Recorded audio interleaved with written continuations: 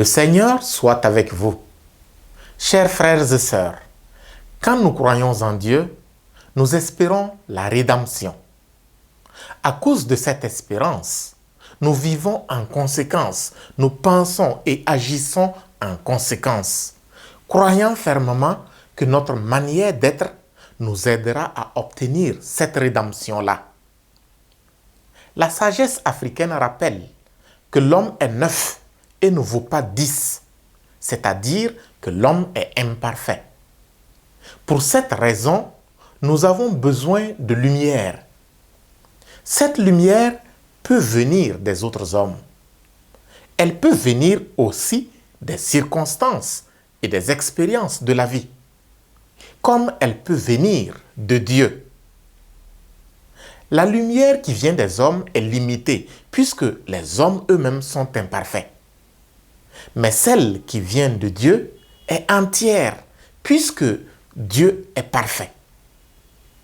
L'auteur du livre de la sagesse l'avait parfaitement compris.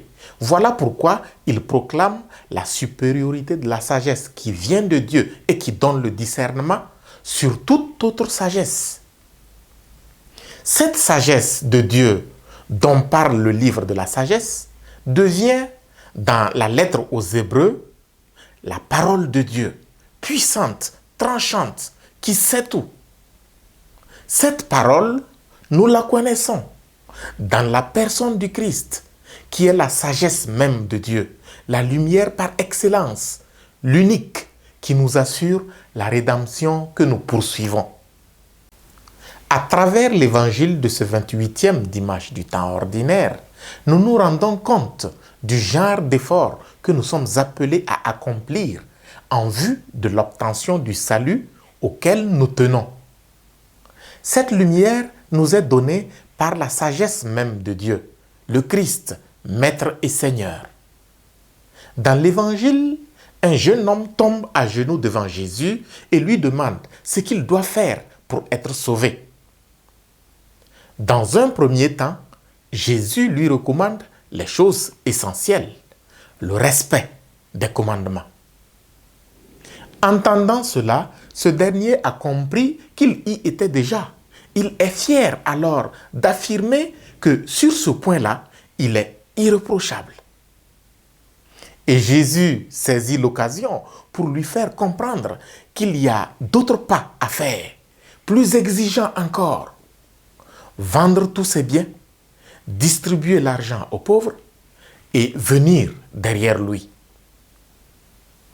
Personnellement, je pense que ce jeune homme est retourné tête baissée, non seulement parce qu'il avait de grands biens et qu'il ne voulait pas les vendre, mais aussi parce qu'il s'est rendu compte que la perfection ne peut s'acquérir définitivement sur cette terre.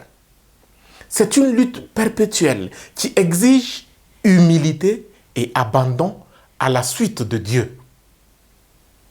Évidemment, chacun d'entre nous a ses petits secrets d'intimité avec Dieu.